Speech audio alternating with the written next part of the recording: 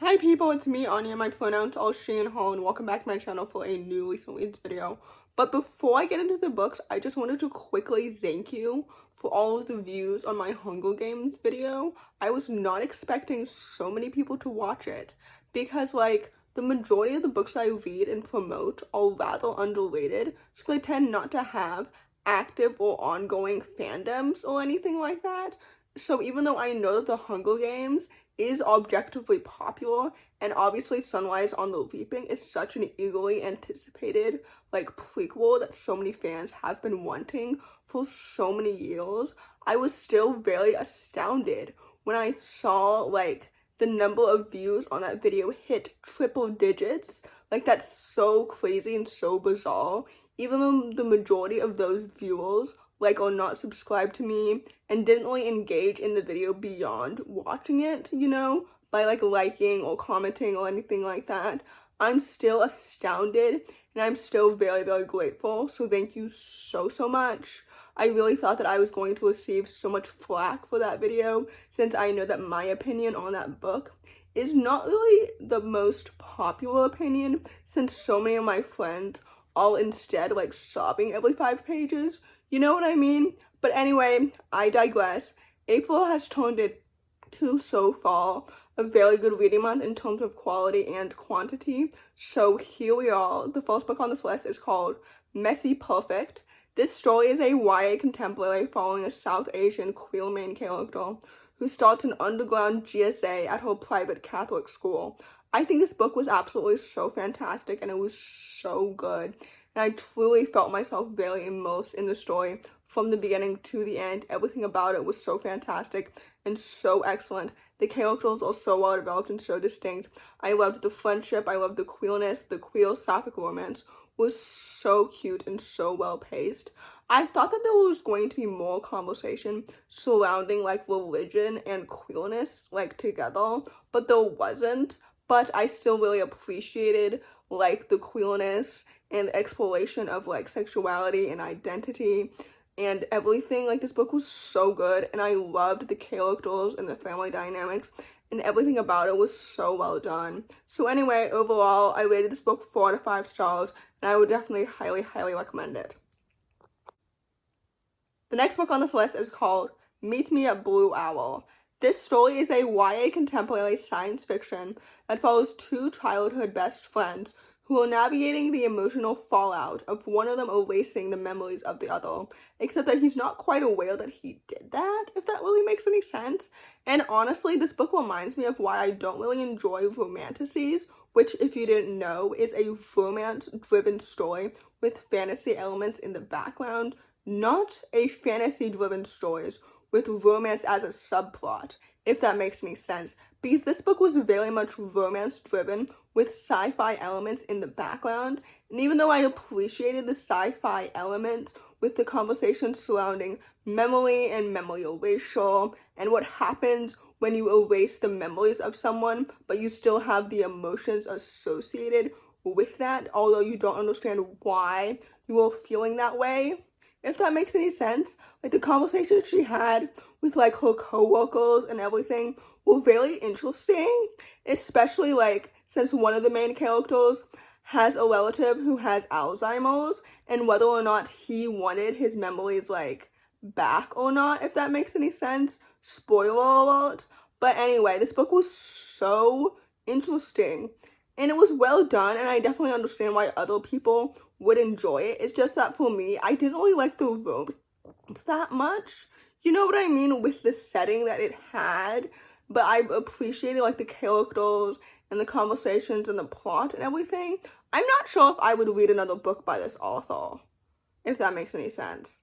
Anyway, overall, I rated this book 3 stars, so take that as you will. The next book on this list is called What Fell from the Sky. This story is a middle-grade sci-fi historical fiction following a young Cuban-American main character during Operation Longhorn, which is when basically the military decided to invade a small town in Texas in the 1950s, which sounds so bizarre and odd, but maybe I shouldn't be saying that because I live in the timeline when the insurrection happened, And every time I think about that historical event, I'm like, what the fuck? What? What do you mean people invaded the White House for no reason? What are you talking about? Anyway, I digress.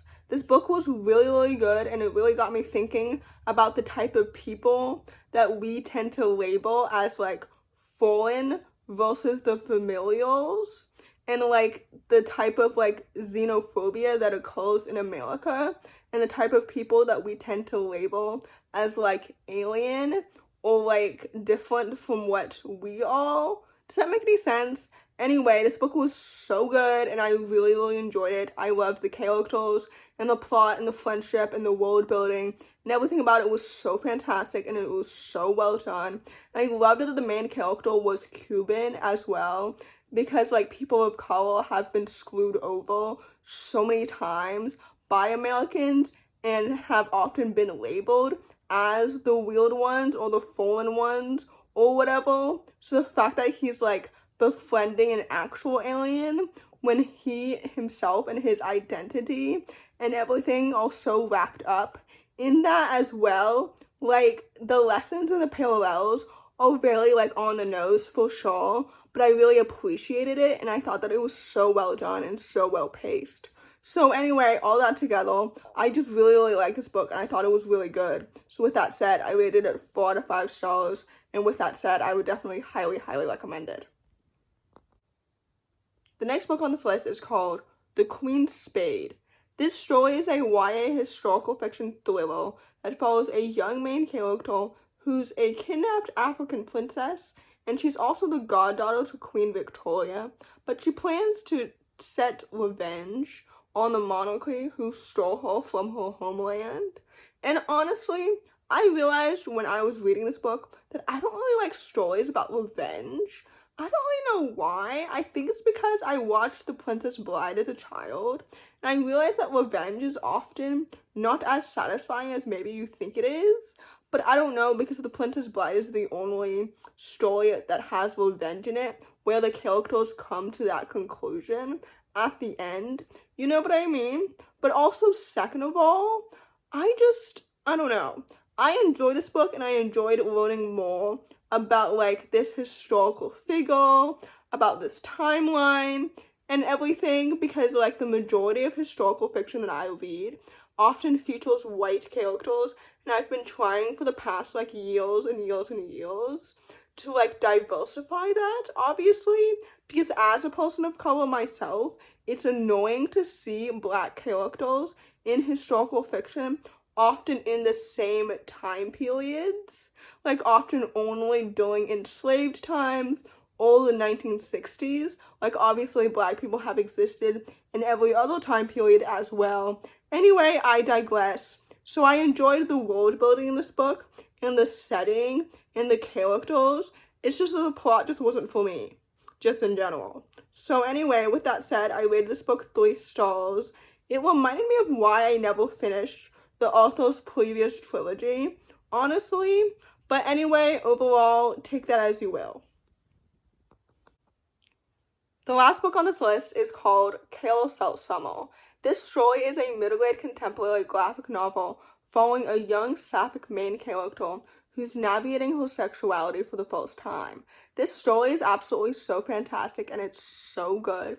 I've said this before a million times, but queer representation is so incredibly important because it normalizes queer experiences, which is so incredibly important, especially for young people, because I need the young queer youth to know that it's completely normal to be queer, and it's completely normal to have crushes on girls if you're a girl, or to like a boy if you're a boy, and it's completely as normal as being straight and cisgender and everything. Like, this book is so good, and I loved the conversation surrounding queerness and community and coming out and identity and just everything. The characters are so well developed and so distinct. I loved the sapphic romance so much.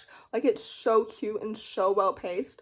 I also loved the family dynamics. This book is so good. And I also loved the illustrations and everything. This book is absolutely so good, and it's so relevant, and it's so wholesome, And honestly, it kind of reminded me of Almost Flying, which is one of my favorite queer middle grade books. So that's such a really high compliment. But anyway, overall, I rated this book 4 out of 5 stars, and I would definitely highly, highly recommend it. So in conclusion, I've just realized that I'm uploading this video publicly the day before Easter.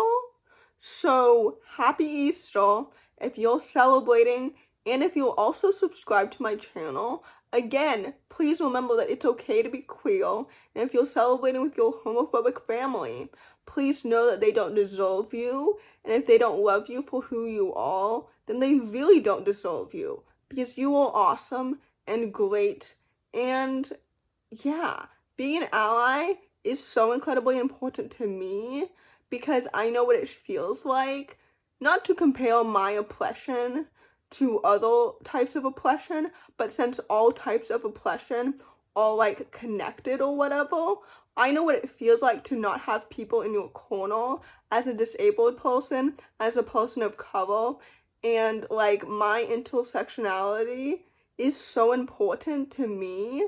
So basically, I try to be an ally to the best of my ability to the queer community, even though I'm not queer myself, which is part of why, like, I'm always promoting diverse books and gay books all the time. Like I said before, queer representation is so incredibly important because it normalizes queer experiences, and, like, being queer is normal, and it should be treated as such.